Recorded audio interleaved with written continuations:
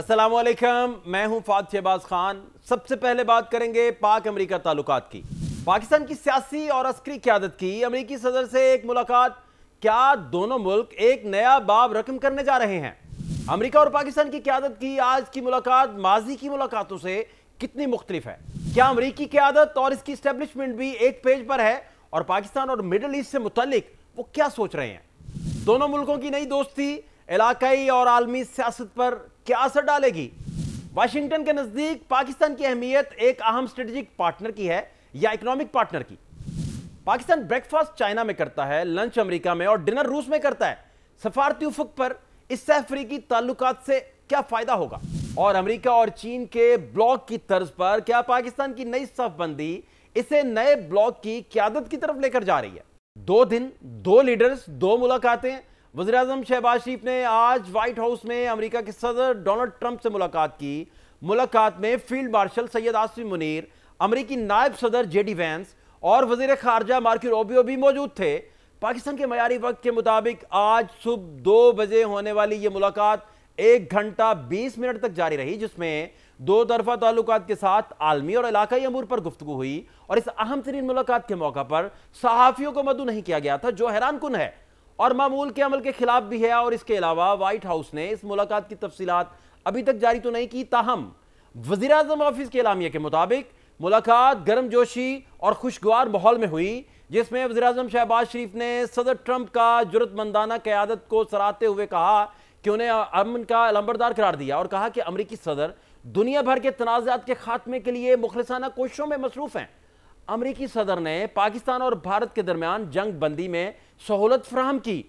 वज़ीर-ए-आज़म ने मुलाकात में पाकिस्तान और अमेरिका के दरमियान तजारती ताल्लुकात में बेहतरी पर इत्मीनान का इजहार किया और अमेरिकी कंपनियों को पाकिस्तान के IT, तवानाई, मौदनियात के शोबों में सरमायाकारी की दावत भी दी। पाकिस्तान की क़यादत ने इंसदादे दहशत गर्दी में अमेरिकी ताउन बढ़ाने पर जोर देते हुए सदर ट्रंप की पाकिस्तान के किरदार की खुलकर हिमायत करने पर भी शुक्रिया अदा किया। और एलामिया के मुताबिक वज़ीर-ए-आज़म ने गजा में जंग बंदी के फौरी खात्मे के लिए सदर ट्रंप की कोशिशों और न्यूयॉर्क में मुस्लिम दुनिया के अहम रहनुमाओं को मदऊ करने के इकदाम को भी सराहा। वज़ीर-ए-आज़म ने अमेरिकी सदर को दौरा पाकिस्तान की दावत भी दी और इससे पहले वज़ीर-ए-आज़म शहबाज शरीफ जब वाशिंगटन में अमेरिकी सदर से मुलाकात के लिए पहुंचे तो उनका रेड कारपेट पर शानदार इस्तकबाल किया गया। इस मौका पर सदर ट्रंप ओवल ऑफिस में एग्जीक्यूटिव ऑर्डर्स पर दस्तखत की तकरीब के बाद मीडिया से गुफ्तगू करते हुए कह रहे थे कि वो 2 अजीम रहनुमाओं से मुलाकात करने जा रहे हैं और पाकिस्तान के वज़ीर-ए-आज़म शहबाज शरीफ और फील्ड मार्शल सैयद आसिम मुनीर दोनों ही बेहतरीन शख्सियात हैं। दूसरी जानिब अमेरिकी think tank Asia Pacific foundation के सीनियर फेलो माइकल का कहना है कि गुज़श्ता कई बरस से पाकिस्तान को अमेरिका में स्ट्रेटेजिक लिहाज से ज्यादा अहमियत नहीं दी जा रही थी, लेकिन मशरक़ वुस्ता के तनाज़ा के बाद अमेरिकी इंतजामिया के लिए पाकिस्तान अहम हो गया है। पाकिस्तान और सऊदी अरब के मबाइन दफाही मुआहदे को वाशिंगटन में पजीराई मिली है, क्योंकि ट्रंप इंतजामिया समझती है कि सिक्योरिटी से मुतालिक यह जिम्मेदारी अब पाकिस्तान उठा रहा है।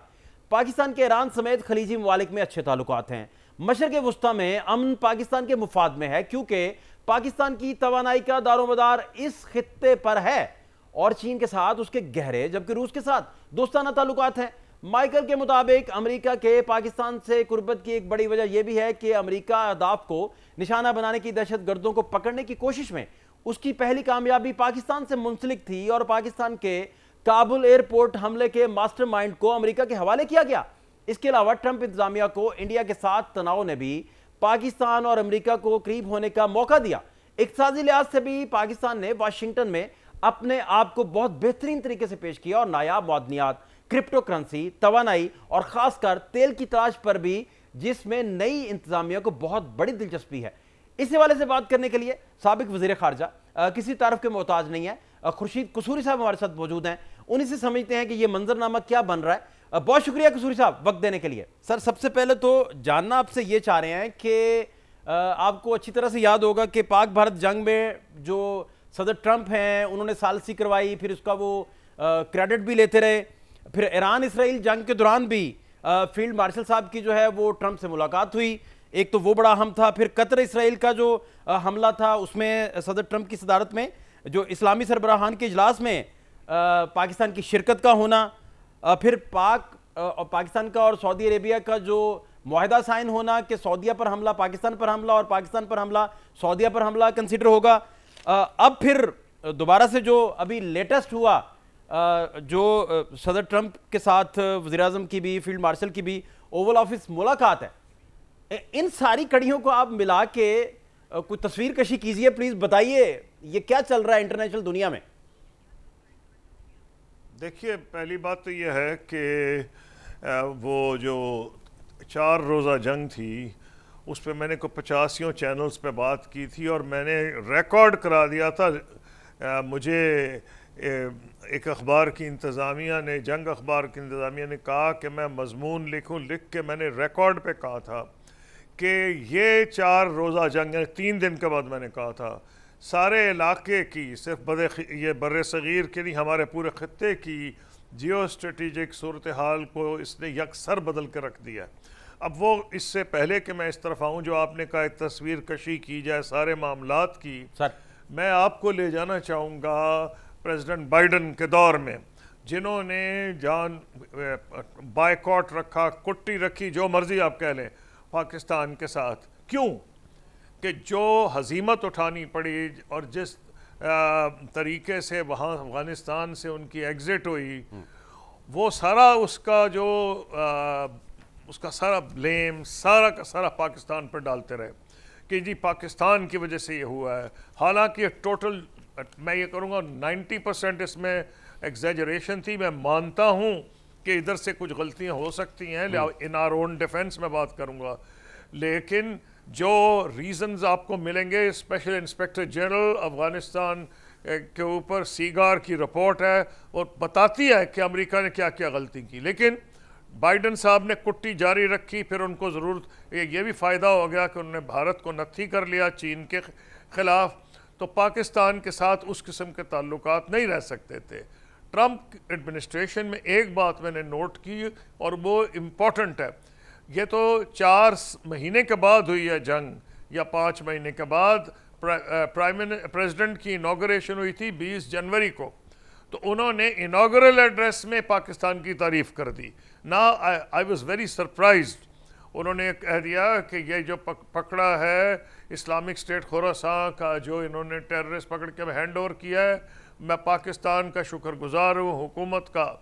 काबुल एयरपोर्ट का मास्टरमाइंड जो था जी, काबुल एयरपोर्ट मास्टरमाइंड जो था जी जी जी, जी, जिसके ऊपर जहां 150 अफगान और 17 अमेरिकी मारे गए थे, साथ साथ जो सेंटकॉम के हेड थे उस वक्त, उन्होंने तारीफों के पुल बांध दिए। उस वक्त जब हमारे खिलाफ हिंदुस्तान प्रोपेगेंडा कर रहा था कि पाकिस्तान जो है ये टेररिज्म का गढ़ है, उन्होंने कहा ग्रेटेस्ट या कोई ऐसा word, partner United states in counter terrorism.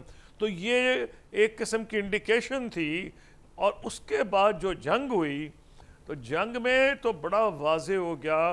देखिए, एक होता है फॉग ऑफ वॉर, पाकिस्तान अपना बयान दे रहा है, इंडिया अपना बयान दे रहा है। इंडिया के मीडिया ने खैर बयान से आगे जो उन्होंने कत्ल कर दिया मीडिया का और अपनी सारी उनकी जो साख थी, जिसके ऊपर इकोनॉमिस्ट ने कमेंट किया, Indian media wages, Indian electronic media wages war on it's audience. का नतीजा क्या निकला कि जितनी भी वॉर वो हुई, चाहे वो साइकोलॉजिकल थी, चाहे वो इंफॉर्मेशन वॉर थी, अब आ जाए जो दूसरी बैटल हुई है, उसका जो नतीजा, हम जो मर्जी पुल बांधते, इंडिया ने क्या कहा, हमने क्या कहा, लेकिन अमेरिका और चीन से छुपी हुई कोई चीज़ नहीं थी। They had eyes in the sky, उनके पास सैटेलाइट्स थी, वॉच कर रही थी। बेदू की 80 सैटेलाइट्स हैं, इसी तरह अमेरिका की 85 सैटेलाइट्स हैं इसी इलाके के ऊपर। तो उनको को बताने की ज़रूरत तो नहीं थी, उन्हें तो पता चल गया कि क्या हुआ 30-35 मिनट में। और उन्होंने देख लिया, जो हम सब ने देखा, कि PAF जिसने 6 दिन या 5 दिन लगाए 65 में एयर डोमिनेंस हासिल करने के लिए, 1 दिन लगाया पुलवामा में, और 35 मिनट में इंडियन एयरफोर्स का वो असर किया कि 2 दिन वो एयरबोर्न ही ना हो सकी। तो ये उनको तो नज़र आ रहा था ना। अब पॉइंट उसमें ये है कि उन्होंने जब कहा, मैं वैसे ही समझता हूँ कि 2 न्यूक्लियर पावर्स हैं, अगर एक प्रेसिडेंट, और वो आजकल अमेरिका का ये करा सकता है क्योंकि चीन के साथ तो हिंदुस्तान के अच्छे ताल्लुकात नहीं, तो एक वाहिद आदमी है, माजी में ये पहली दफ़ा नहीं 5वीं दफ़ा हुआ है। पहली दफ़ा हुआ बिल गेट्स मिशन, उसके बाद हुआ ये जो है क्लिंटन मिशन, उसके बाद हुआ ये जो सेक्रेटरी ऑफ स्टेट पोम्पियो थे, उन्होंने किताब में लिखा है कि रात को मुझे उठाया गया, इंडियन फॉरेन मिनिस्टर रात को उठा के मुझसे बात करना चाह रही थी कि जी ये जंग हो रही है, होने के करीब है पाकिस्तान इंडिया की। चौथी दफ़ा मुझे कॉलिन पॉल ने कहा कि तैयार रहो, जब ऑपरेशन परकराम हो रही थी उसके बाद, कि अब आप अच्छी खबर सुनेंगे। अगले दिन प्राइम मिनिस्टर वाजपेयी ने हैंड ऑफ फ्रेंडशिप एक्सटेंड कर दिया, जिसको हमने फौरन एक्सेप्ट कर लिया। तो पहली दफ़ा तो नहीं, प्रेसिडेंट ट्रंप 5वीं दफ़ा कर रहे हैं, और हिंदुस्तान ने क्यों नहीं माना, सोचने की तो ये बात है। देखिए वो कह क्या रहे हैं, इसलिए नहीं माना कि उन्होंने इतना झूठा प्रोपेगेंडा किया था, जिसका मैंने मीडिया को ऑलरेडी जिक्र कर दिया है। उन्होंने कहा था जी हमने तो कमाल कर दिया, ये कर दिया और वो कर दिया, अपने लोगों को बेवकूफ़ बनाने के लिए। अगर वो ये मान जाते कि प्रेसिडेंट ट्रंप के कहने पे जंग रुकी है तो पोल खुल जाना था। लोग कहते हैं भाई तुम इतने ही मजबूत हो तो किसी कहने के पे कि तुमने जंग क्यों बंद की है। उसके ऊपर देखिए तुर्रा क्या है, कहने लगे हैं जी वो तो पाकिस्तान के डीजीएमओ ने हमें कहा, डीजीएमओ तुम्हारा घर दामाद है, डीजीएमओ पाकिस्तान का है, तुम ना मानो, अगर तुम्हारा हाथ बड़ा मजबूत है तो ना मानो। तो ये जो उनका बयान है, और घड़ी घड़ी पे ट्रंप साहब ने क्लेम करना शुरू किया, इनके इंटरनल पॉलिटिकल रिक्वायरमेंट्स थी हिंदुस्तान की, तो उसने जलती पे तेल का काम किया। अब जो हुआ ये है कि जो आपने तस्वीर कशी की बाद में बात की है, देखें उसके बाद ये तो ठीक है, 60 साल से हमारे इनके साथ ताल्लुकात हैं डिफेंस में, सऊदी अरब के बहुत करीबी हैं, लेकिन और 100 साल से ज़्यादा अमेरिकन गारंटी थी सिक्योरिटी की सऊदी अरेबिया को, जो बानी अपनी इब्ने सऊद ने एक जहाज़ पे, मैं उसका नाम भूल चुका हूँ, बैठ के अमेरिकन प्रेसिडेंट से वो एग्रीमेंट साइन किया था। जब जीसीसी बनी उसके बाद उनको भी वो सिक्योरिटी गारंटी मैसर आ गई। लेकिन पाकिस्तान के और जो सऊदी अरेबिया के ताल्लुकात हैं वो डिफेंस में बहुत करीबी रहे हैं। फिर हुआ क्या, और मेरा तो ये ख्याल है कि बहुत हद तक ये जो इसमें कसूरी साहब मुझे अब इसकी शक, मैं सऊदी अरेबिया और पाकिस्तान के जो अपना आपस में एग्रीमेंट साइन हुआ, इससे पहले मैं समझना ये चाह रहा हूँ कि अब इंटरनेशनल दुनिया जो है, इंटरनेशनल एस्टेब्लिशमेंट जो है, उन्हें एग्जैक्टली पाकिस्तान से रिक्वायर्ड क्या है। चूँकि आप जितने भी आर्टिकल्स देखिए उनमें इसको बार बार एलेबोरेट किया जा रहा है कि पाकिस्तान जो है वो अगर डिनर जो है वो ट्रंप साहब के साथ करता है तो लंच वो जाके चाइना के साथ करता है, और ब्रेकफास्ट जो है वो प्यूटन के साथ करता है जाके। तो इस तरह की तस्वीर कशी जब की जाती है, एग्जैक्टली अमेरिका बग्राम का तो कह चुका और उसे रिक्वायर्ड भी है, अब उसे एग्जैक्टली पाकिस्तान से रिक्वायर्ड क्या है? देखिए मैं आपको बता दूं, उसको जो एक रिक्वायरमेंट है जो उसको समझ आ गई कि जो बाइडन साहब ने गलती की थी, हिंदुस्तान वो रोल प्ले ही नहीं कर सकता। Forget China and South China Sea के जो नेट सिक्योरिटी प्रोवाइडर, और भाई तुम अपने इलाके में तो कर नहीं सक रहे तो तुम साउथ चाइना सी पहुंचे हो, तो वो जो था एक तो भांडा फूटा। वो रिक्वायरमेंट क्या है? रिक्वायरमेंट यह है पाकिस्तान वाहिद मुल्क है जो सेंट्रल एशिया में रोल अदा कर सकता है, जो गल्फ में रोल अदा कर सकता है, जो अफगानिस्तान में रोल अदा कर सकता है, जो ईरान में रोल अदा कर सकता है। ईरान में वही रोल अदा कर सकता है जो मैंने खुद किया हमारे दौर में, कि इसमें अमेरिका और ईरान के दौर हम मैसेजेस कैरी कर रहे थे उनको एक दूसरे करीब लाने के लिए। तो जब मीटिंग हो रही थी, फील्ड मार्शल आसिम मुनीर का लंच हो रहा था उसमें वाइट हाउस में, तो मैंने उस वक्त कहा था मीडिया वालों को कि ये वो कह ली क्या बात है, मैंने कहा ये ईरान इसमें आएगा, क्योंकि अमेरिका ईरान से जंग नहीं करना चाहता था। ये ठीक है इजराइल ने उसका हाथ उसको फोर्स किया, उन्होंने नेतन्याहू को जब पता चला कि ये डील करने लगे ईरान के साथ, और ईरान में उन्होंने छुपाया नहीं था ट्रंप ने, क्योंकि पिछली दफा Trump walked out, president Trump walk out किए JCPOA में, जो कि एग्रीमेंट हो गया था ओबामा एडमिनिस्ट्रेशन में ईरान के साथ न्यूक्लियर प्रोग्राम पे। तो वो जो है उनको पता था कि हमने अब दोबारा ईरान के साथ वो एग्रीमेंट करना है, और इसराइल ने हमला करके इनको फोर्स किया, जिसको कहते हैं ना इतनी बड़ी ताकत को कि वो शामिल बाजा बन गए, उन्होंने भी हमला कर दिया। क्योंकि अगर क्रेडिट मिल जाता वो राइट विंग क्रिश्चियन लॉबी जो है एवेंजलिस्ट की अमेरिका में, जो रिपब्लिकन्स को सपोर्ट करती है, जिस पे नेतन्याहू रिलाई कर रहा है, तो प्रेसिडेंट ट्रंप को भी नुकसान हो जाता। लेकिन वो नहीं चाहते थे, वो चाहते थे पाकिस्तान रोल अदा करे, जिस तरह लरी जानी जो आजकल नेशनल सिक्योरिटी फिर उनके एडवाइज़र बन गए हैं, उस वक्त मेरे दौर में भी थे, तो वो मेरे साथ 4 घंटे बैठ के उन्होंने अग्रीमेंट कहा था आप ये अमेरिकन को पहुंचाएं। अच्छा कसूरी साहब, अब वही लारी जानी साहब आ गए। एक बात मैं और समझना चाह रहा हूँ।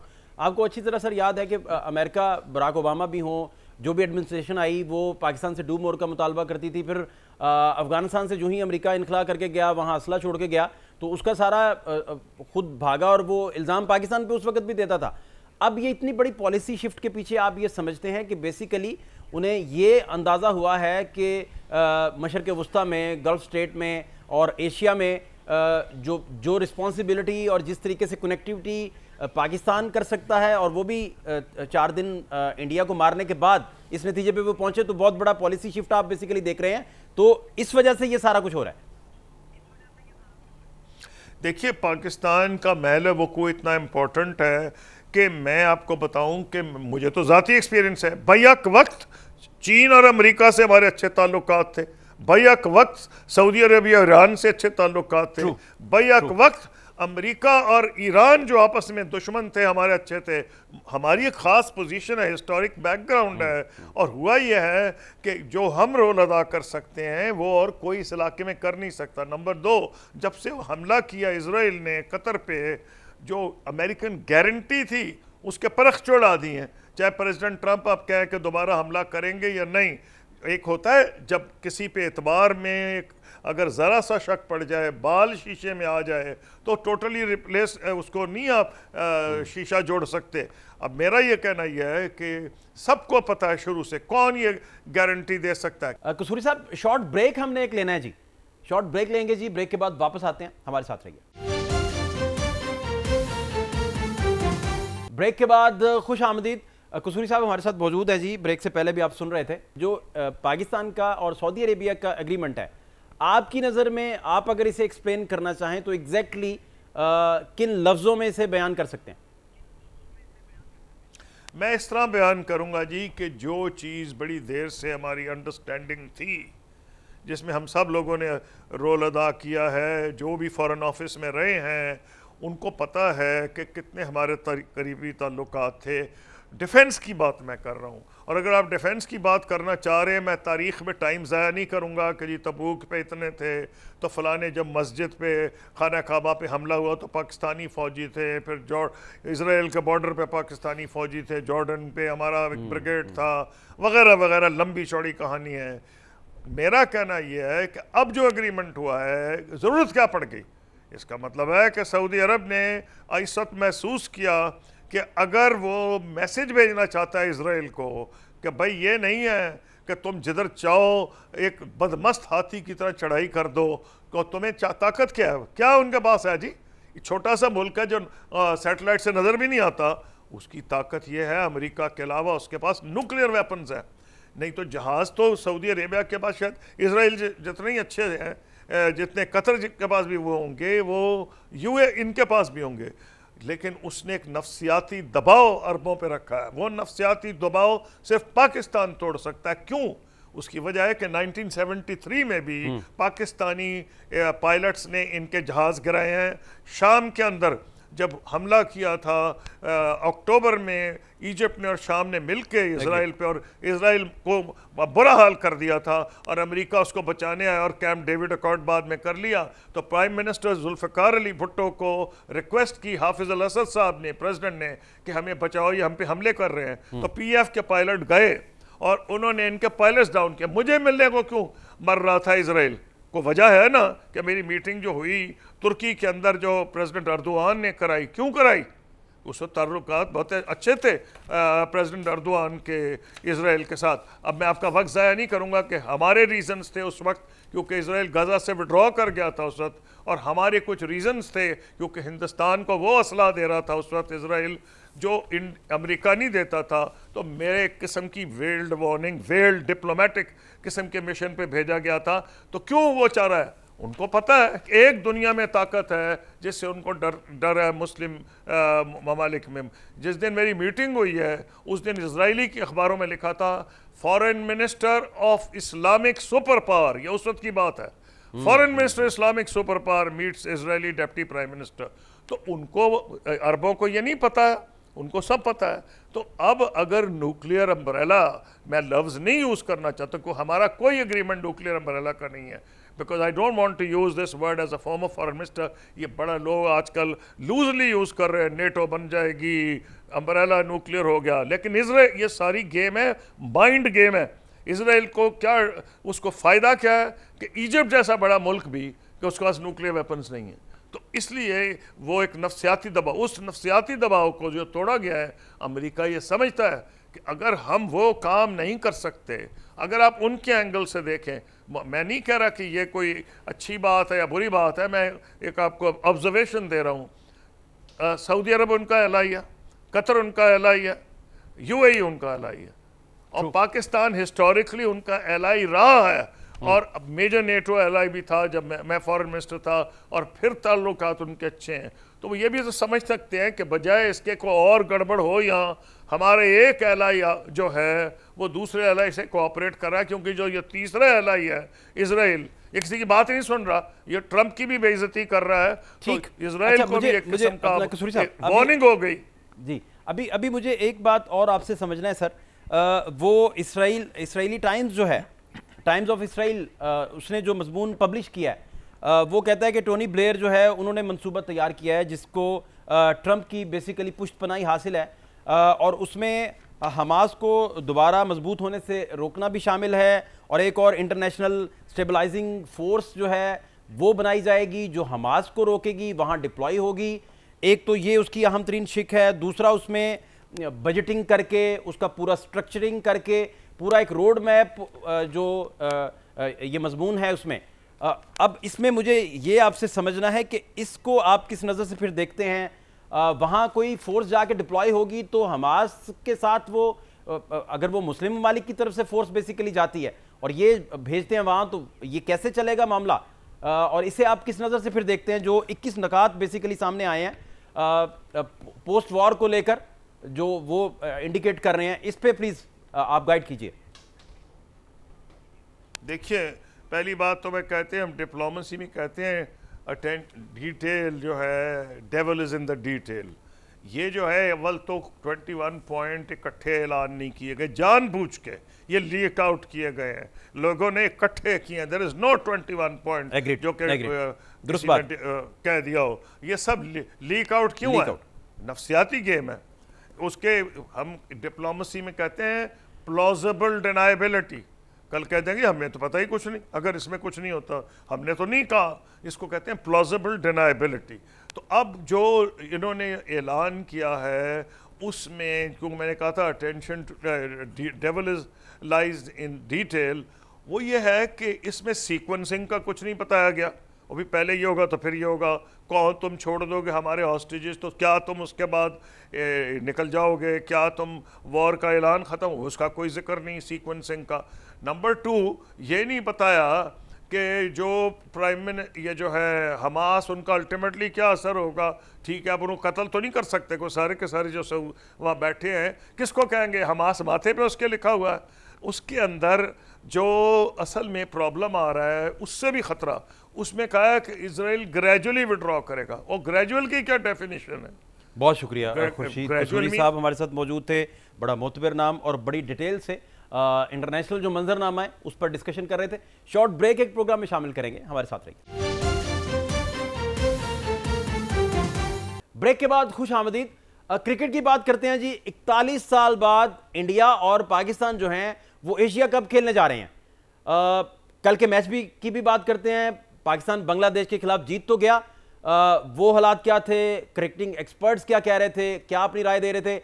अब पेपर वर्क पे अगर आप देखें तो पाकिस्तान और इंडिया की टीम का कंपैरिजन क्या है, लेकिन फाइनल के मुकाबले में नतीजा क्या निकल सकता है, ये सारी बातें डिस्कस करते हैं जी। डॉक्टर नुमान नियाज साहब बड़े एक्सपर्ट हैं, बहुत बड़ा नाम पाकिस्तान का, वो हमारे साथ मौजूद है। डॉक्टर साहब बहुत शुक्रिया वक्त देने के लिए। डॉक्टर साहब 41 साल बाद हम एशिया कप में इंडिया और पाकिस्तान मध्य मुकाबिल हैं, और कल के मैच को भी बताइए, उस पर क्या टेक है आपका? बाकी चीज़ें मैं बाद में भी आपसे डिस्कस करता हूं सर।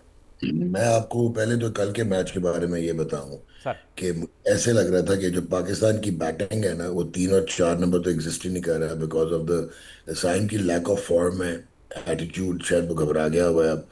और दूसरा जो आगा सलमान है, he doesn't belong to T20 cricket. आपने जो जुल्म किया पाकिस्तान टीम के साथ, बुग़्ज़-ए बाबर आजम और मोहम्मद रिजवान को अपने हटाना था विद बाबर का शायद स्ट्राइक रेट 131 हो गया है, जो पहले 129 होता था। तो आपने उनको हटाने के चक्कर में, आप जरूर हटाते अगर वो इररिलेवेंट थे टू मॉडर्न क्रिकेट, ठीक ठीक है, डन, ठीक मान लिया उनका टेम्पलेट वाज नॉट रिक्वायर्ड, ठीक। पर उनकी रिप्लेसमेंट उनसे बेहतर होनी चाहिए थी ना।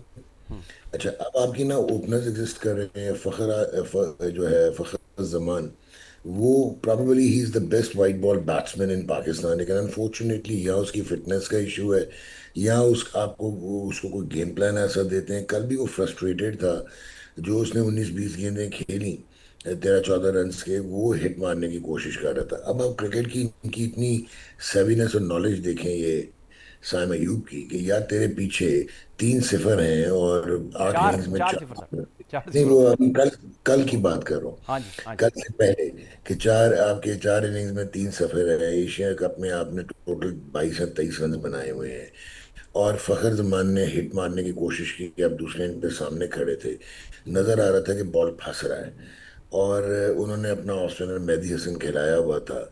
और उसके बाद क्या होता है कि वो सिंगल लेता है फखर, और आप बगैर देखे ये कि फखर पे उसने डीप लॉन्ग ऑफ लिया हुआ था कप्तान ने, वो कप्तानी बड़ी अच्छी की उसने, इस पे वो ऊपर लेके आ गया था कि let him hit over the top, and he fail in that trap, you don't do that.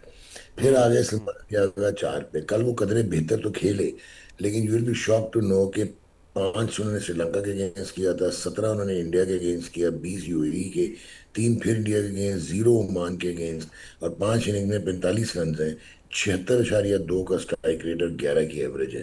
तो वो किधर गया, वो जो इंटेंट वाली क्रिकेट खेलनी थी और वो जो दलेर क्रिकेट खेलनी थी। आपको ये भी पता है कि लंबे ऊपर वाले कैच दुबई में या अबू धाबी में नहीं होते, इसीलिए बहुत सारे ड्रॉप होते हैं। आप स्टिल आप कदमों का इस्तेमाल नहीं कर पा रहे, यू आर टू स्केर्ड। अब ना आधा तीतर है आधा बटेर है, ना इधर है ना उधर है। देन आपने जो ब्लंडर्स किए थे वही फेलियर आपने री किया। इंडिया के अगेंस्ट राना फहीम से अगर आपने नया गेंद करवाना है तो you will be in trouble, because Abhishek उनको बख्शेगा नहीं, अभिषेक शर्मा।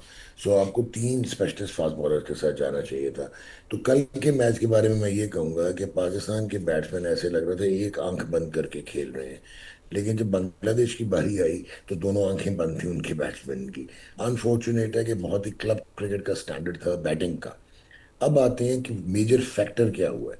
अच्छा श्रीलंका डॉक्टर की साहब, इसी बात को आप प्लीज और थोड़ा सा एक्सप्लेन कर दीजिए, इसी जो आप कंटिन्यू कर रहे थे। जितने भी स्पोर्ट्स एनालिस्ट कल से हम सुन रहे थे, उनका ये ख्याल था कि 120 बड़ा अच्छा स्कोर होगा, इधर 130 तक चला जाए तो बहुत ही अच्छा होगा।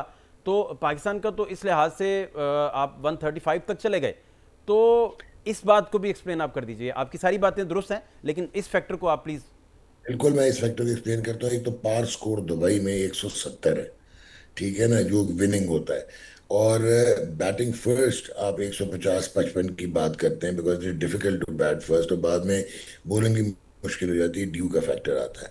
तो ये जो भी कह रहा था 120, वो अजीब सी बात करें, शायद वो कर रहे होंगे अकॉर्डिंग टू जो उस वक्त सिनेरियो चल रहा था कि आपने 10 ओवर्स में आपके, बल्कि 12 ओवर्स में आपके 55 रन थे और 5 आउट 5 थे। आउट।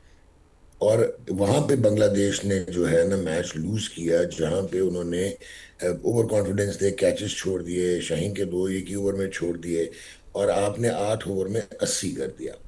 तो जहां पे आपका फ्लो होता है, क्रिकेट में एक फ्लो भी होता है, वो फ्लो आपके पास आ गया हुआ था। कल जिस तरह शाहीन ने कंट्रीब्यूट किया, नवाज का भी कैच निकला, लेकिन उसने बहुत आला खेला। राना आप फहीम डॉक्टर साहब समझते हैं कि नवाज पहले आ जाते, शाहीन बाद बाद में आते, तो ये भी ज्यादा बेहतर था?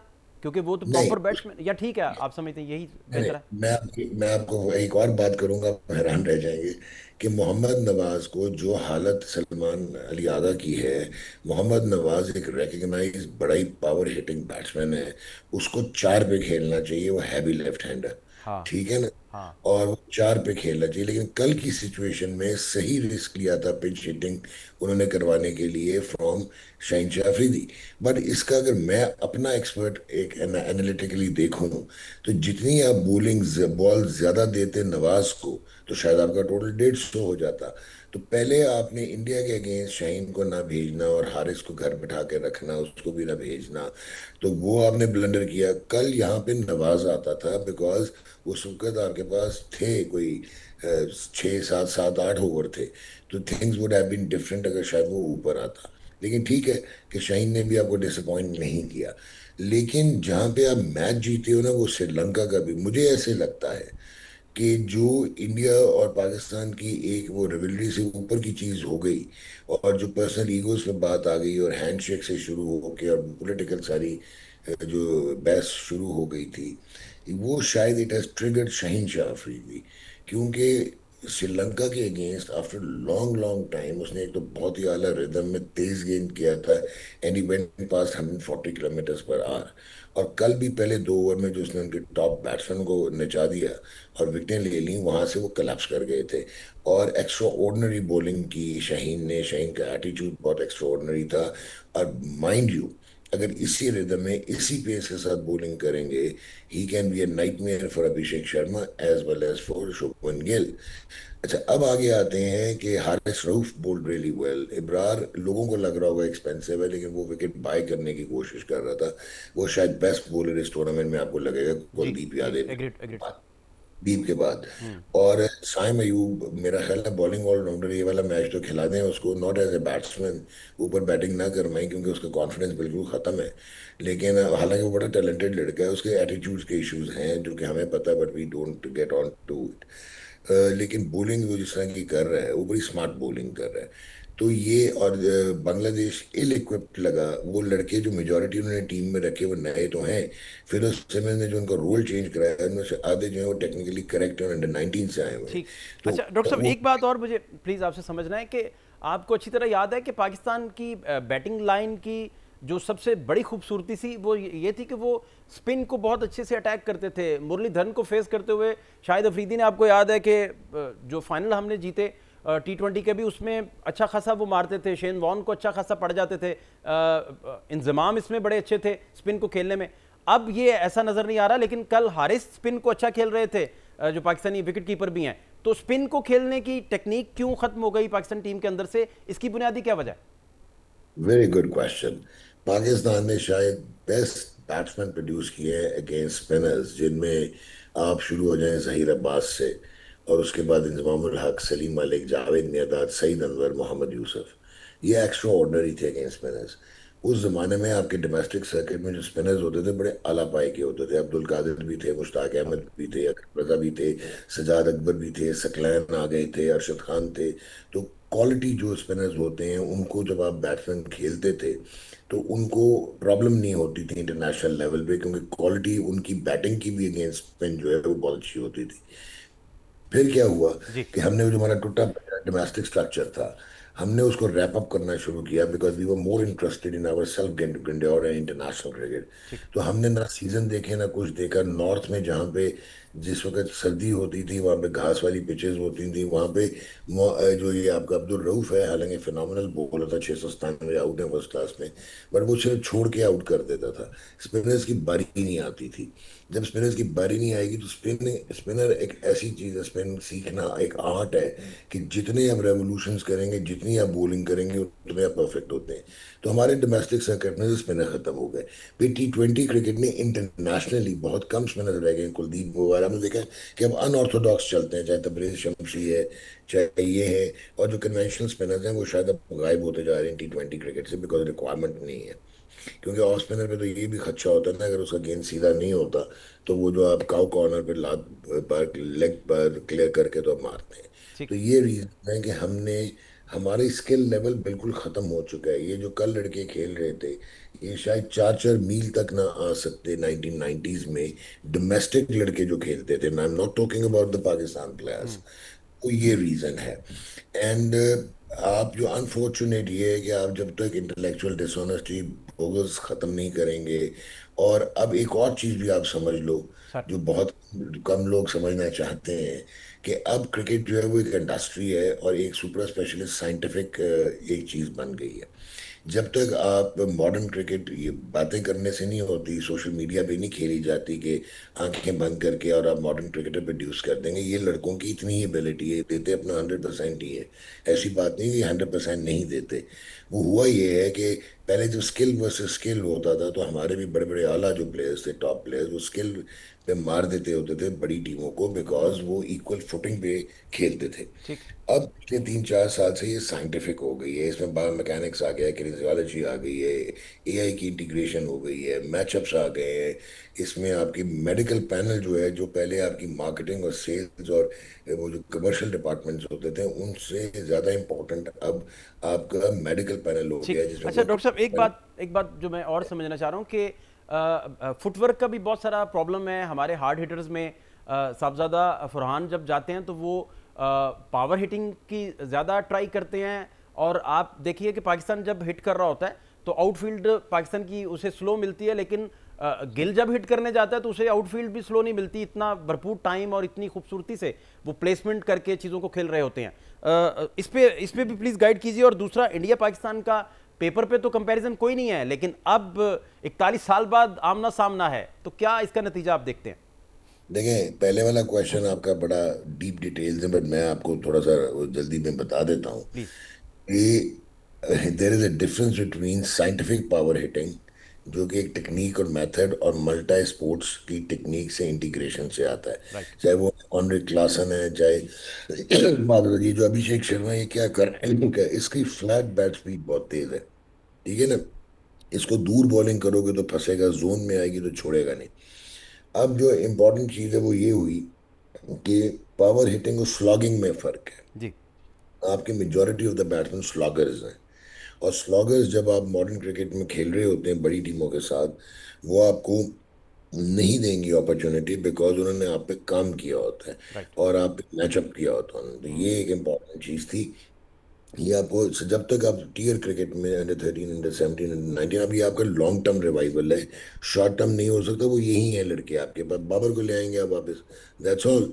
क्या करेंगे? और अब आगे आपने जो इंडिया पाकिस्तान का पूछा, ये एक बड़ी इंटरेस्टिंग सी चीज़ है। If you have a minute और सो, मैं आपको ये बताता हूँ कि ये एशिया कप होना ही नहीं था, ठीक है। और जो 10 मई की हजीमत उठाना पड़ी थी इंडिया को, and they are bad losers. वो एक अल्यूजन में रहते हैं, वो बॉलीवुड की जो उनकी मेंटालिटी है वो उनके साइकोलॉजिकल इम्पैक्ट कर चुकी है उन्हें। ठीक। और फिर उसके बाद इंटरनेशनली जो पाकिस्तान की वाह वाह हुई है, जो कि अभी तक जारी है, और फिर बीजेपी का जो एक एक्सट्रीम व्यू था, जो उनका नैरेटिव था, that was entire Pakistan and entire Muslim, ठीक। लेकिन उसमें ये होना नहीं था। वो तो बायलैटरल सीरीज भी नहीं खेलते, आपने चैंपियंस ट्रॉफी में भी देखा था। लेकिन इम्पोर्टेंट क्या हुआ कि बहुत कम लोग ये इस पे फोकस कर रहे हैं कि जितने दुनिया के स्पोर्ट्स ब्रॉडकास्टर्स हैं वो सारे इंडियन हैं। अब ये सोनी पिक्चर्स नेटवर्क इंडिया ने जो एशिया कप है, ये $170 मिलियन का खरीदा, जो 10 टाइम्स मोर द प्राइस है जो पिछले साइकिल में थी। हम्म। इसके बाद एक है मुकेश अंबानी, जी। और वो जो है वो रिलायंस को ओन करते हैं, और उसके अलावा वो जियो स्टार को ओन करते हैं। अभी आपको जल्दी से मैं ये बता देता हूँ कि उन्होंने वाईकॉम 18 $576 मिलियन का खरीदा। उन्होंने जो डिज्नी यूएस है वो $8.6 बिलियन का खरीदा, और 40% वो मीडिया मार्केट होल्ड करते हैं इंडिया की। उसके बाद उन्होंने आईसीसी के राइट $3.01 बिलियन के खरीदे, और उन्होंने आईपीएल के जो राइट्स हैं वो $3.05 बिलियन के खरीदे, और उसके बाद वो एक फ्रेंचाइज भी ओन करते हैं जो मुंबई इंडियंस है। ठीक। तो at the end of the day ये आपकी वाइट इकोनॉमी आ गई, फिर इसमें एक ग्रे इकोनॉमी है, फिर इसमें एक ब्लैक इकोनॉमी है। लोग इसलिए कंफ्यूज हो जाते हैं कि आईसीसी टूर्नामेंट में या रिसेंटली पाकिस्तान और इंडिया की टीम का कंपैटिबिलिटी में अगर आप देखें, ऑन पेपर भी कोई मैच नहीं रहा हुआ, लेकिन वो ये भूल जाते हैं कि 1.3 बिलियन इंडियन है और 250 मिलियन पाकिस्तान है, हाईएस्ट व्यूअरशिप है। इवन वो जो चैंपियंस ट्रॉफी का दुबई में मैच हुआ था इंडिया पाकिस्तान का, वो 273 मिलियन लोगों ने जी ब्रॉडकास्ट जी, देखा। बिल्कुल बिल्कुल 200 बिल्कुल। अच्छा 69 डॉक्टर साहब, अब पाकिस्तानी टीम के अंदर अभिषेक को पकड़ने के लिए क्या स्ट्रेटजी अडॉप्ट करनी चाहिए? इस पे कितना वर्क आप समझते हैं करने की ज़रूरत है? कौन बेहतर तरीके से उनको अपना डिफ्यूज़ कर सकता है? क्योंकि उनकी 75 रन की इनिंग आप देखें जिसमें वो रन आउट हुए हैं, तो बहुत वो शाहकार है, इनिंग बहुत ज़बरदस्त है। और वहाँ युवराज सिंह ने देखें, यूवी ने उनको तैयार किया। पाकिस्तान में इसके बरक्स मिलता है आपको। हमारे स्टार्स ने अपने जाने के बाद भी कोई बड़ा नाम इधर पैदा नहीं किया। इसकी वजूहात क्या हैं? इंजी भाई ने कोई बंदा नहीं अपनी जगह छोड़ा, यूसुफ भाई ने कोई बंदा नहीं अपनी जगह छोड़ा, even the great Yunus Khan साहब जो T20 भी लेके आए पाकिस्तान में, उन्होंने भी कोई बहुत बड़े बड़े नाम, लेकिन अपनी लेगेसी नहीं छोड़ी, रिवायत नहीं, इधर रिवाज नहीं। हालांकि 92 की सारी जो टीम थी वो कहाँ से आई थी आपको एग्जैक्टली पता है? ये सारे लोग कैसे इकट्ठे हुए थे और फिर जाके वर्ल्ड कप ले आए थे? देखिए, आपका बड़ा आला क्वेश्चन है। अब मैं इसको, अच्छा, वो बात पिछली जो है ना वो इसकी इम्पोर्टेंट थी कि इंडिया को ऊपर से दबाव डाला गया था कि उन्होंने इकोनॉमिक्स की वजह से ये टूर्नामेंट खेलना है। फिर ब्रॉडकास्टर्स ये चाहते थे कि एक मैच में कहीं बात खत्म ना हो जाए इंडिया पाकिस्तान की, क्योंकि उन्होंने अपने पैसे वापस करने होते हैं ब्रॉडकास्टर्स ने। तो वो आपको अगर याद होगा, दो टीमें डाली गई थी ताकि आपका कमर्शियल एयर टाइम भी बढ़ जाए। ओमान और हांगकांग चाइना आया था। जी। और दूसरा ये था कि पाकिस्तान कहीं पहले राउंड से बाहर ना हो जाए, सुपर फोर तक ना पहुंचे। और फिर सुपर फोर में आप पहुंचे तो आपके दो मैचेस हो गए। तो ये तीन जो आप जो कह रहे हैं ना, इंडिया पाकिस्तान का हिस्ट्री 41 साल के बाद ये फाइनल खेल रहे हैं एशिया कप का। एशिया कप की हिस्ट्री में कभी भी तीन मैच इंडिया पाकिस्तान के नहीं हुए आज तक। तो ये बेसिकली इकोनॉमिक इम्पैक्ट होता है आजकल। क्रिकेटिंग गवर्नेंस से ज़्यादा आपके ब्रॉडकास्टर्स और मीडिया हाउसेस होल्ड करते हैं क्रिकेट को। अब आ जाते हैं इंडिया वाले मैच में। इंडिया वाला मैच जो है ना, देखें, 3 आउट ऑफ 3 होने में कोई मुझे भाम नहीं है कि शायद इंडिया बहुत सुपीरियर है, लेकिन इंडिया में बहुत फ्रेजिलिटीज़ हैं जो लोग मिस कर रहे हैं अभिषेक शर्मा के में। वो पावर प्ले में, जो कि टिपिकल स्टाइल है दुबई में, वो मैच एक साइड पे कर देता है। कभी 70 कर देते हैं पावर प्ले में, 69, कभी 60s। तो एक तो ये है कि आपको स्पेशलिस्ट 3 फास्ट बॉलर्स के साथ जाना पड़ेगा। चाहे आप सलमान मिर्जा को खिलाएं, किसी को भी खिलाएं, बट फ़हीम से you're asking a bit too much. फिर आप इतने ऑलराउंडर्स खिला के वेस्ट करें। फ़हीम ने 10 पे बैटिंग की, नवाज ने 9 पे बैटिंग की, विच इज़ रिडिकुलस। अच्छा, अब दूसरा, अभिषेक शर्मा को अगर आप फोर्थ और फिफ्थ स्टंप पे गेंद करेंगे, और जिस तरह शाहीन कर रहा है, शाहीन का थोड़ा कल अंदर भी आ रहा था, जी। That is the only chance कि आप वहां पे उसको जल्दी आउट करते हैं। लेकिन इंडिया की वीकनेस ये हुई है कि तिलक वर्मा जो है उससे भी रन्स नहीं हो रहे। और जो वर्स्ट चीज़ है कि जो उनका बेस्ट प्लेयर है सूर्या कुमार, जो उनका कप्तान है, पिछले 12 मैचेस में 113 रन है, 11.5 की एवरेज है, 82 का स्ट्राइक रेट है। यहाँ पे आप एक्सप्लॉइट करेंगे। फिर आगे आपके संजू सैमसन को उन्होंने डिस्प्लेस किया ऊपर शुभमन गिल को ओपन कराने के चक्कर में। तो जब आप एक नंबर भी इंटरनेशनल क्रिकेट में डिस्प्लेस करते हैं, वो उसकी हिटें ही नहीं लग रही जिस तरह का वो फास्ट बॉलर्स का बेसिकली वो प्लेयर है, बहुत आला प्लेयर, उसको इससे बेहतर तक खिलाते ही ना। उसके बाद आप आ जाएं जो उनका वो है अक्षर पटेल और हार्दिक पांड्या। पांड्या से मैं थोड़ा सा स्केप्टिकल होता हूँ कि वो परफॉर्म कर सकते हैं, बट बाकियों को पेस ऑन द बॉल चाहिए, बॉल, ताकि वो हिट कर सकें। तो इंडिया को पकड़ना कोई मुश्किल नहीं होना चाहिए अगर आप सेल्फ बिलीफ के साथ खेलें। आप अपनी वो जो कहते हैं ना, prisoner of your own decision वाली को खारिज करें। लड़के मेरिट पे खिलाएं, हसन नवाज को खिलाएं। साइम को आपने खिलाना है तो आप नीचे एक एज एन एडिशनल स्पिनर खिला लें, but then you have to drop one. अच्छा डॉक्टर साहब, हसन नवाज अगर आप कह रहे हैं खिलाएं, तो फिर तलत अच्छा परफॉर्म कर रहे हैं, तलत को भी उसी तरह रखें साथ, या क्या फिर करें? देखें, बात सुने, तलत का कम्प्लीटली रोल डिफरेंट है। वो आपका नंबर 5 का आइडियल बैट्समैन बनता है T20 में। उस दिन ट्रू। भी उसने आपको बचाया है जिस वक्त आप ऊपर से रगड़े गए थे। बिल्कुल बिल्कुल। वो रोटेटर ऑफ स्ट्राइक, उसको उस दिन भेजा इंडिया के अगेंस्ट गलत भेजा गया था। वो तो जुल्म था कि जब आपका फ्लो है 90 रन 10 ओवर में हो गए, आपने उसको भेज दिया। वहां पे आपने हारिस को बैटिंग ही नहीं करवाई थी। फिर आपने एक और सवाल पूछा। मैं समझता हूँ हुसैन तलत और हसन नवाज दोनों इकट्ठे खेलते हैं, ठीक ठीक है। ठीक। उसके बाद आप आ जाएं, अनफॉर्चुनेटली इस टीम में सलमान अली आगो को एक्चुअली खेलना नहीं चाहिए, ठीक है, लेकिन अगर खेलना है तो फिर ऊपर 3 पे बैटिंग करें। हारिस का आपने जो कहा, हारिस एक बड़ा लिमिटेड सा वन डायमेंशनल बैट्समैन है जो लकी है कि वो पाकिस्तान को रिप्रेजेंट कर रहा है, और उसका वो भी नहीं है, टेम्परामेंट भी नहीं है। कल वो इसलिए अच्छा खेल गया कि सिचुएशन ने उसको खिलवा दिया, तो वो वरना वो टांग रख के मार देता है। तो उसको ये पता था और उस पर प्रेशर था, तो वो इस वजह से जब उसने टाइम लिया वहां पे पिच पे, तो उसने बहुत ही आला बैटिंग कल की है, कल इम्पैक्टफुल बैटिंग थी। सो ये अगेन एटीट्यूड्स की गेम है, और ये आप सिचुएशनली अपने आप को एडजस्ट कैसे करते हैं। बहुत शुक्रिया डॉक्टर नुमान नियाज, बड़ी डिटेल से इंडिया और पाकिस्तान का जो संडे के रोज़ फाइनल है एशिया कप का, उस पर डिस्कस कर रहे थे, और वो बता रहे थे कि बड़ा आसान है, इंडिया को पकड़ा जा सकता है, और सारी स्ट्रेटजी से अगर आप उतरें, 3 पेसर्स के साथ उतरें तो बड़ा आसान है, और भी पूरा पूरा वो सिस्टमेटिकली ऑर्डर क्या होना चाहिए। फिर उनका ख्याल है कि जो नवाज़ हैं वो चौथे नंबर पर खेलने चाहिए, तलत जो है वो 5वें नंबर पर खेलने चाहिए। तो पूरा डिटेल बता रहे थे, और कप्तान के बारे में जो राय रख रहे थे वो भी आपके सामने है। प्रोग्राम का वक्त खत्म हुआ चाहता है। फात शहबाज खान को इजाज़त दीजिए, एलान के बाद।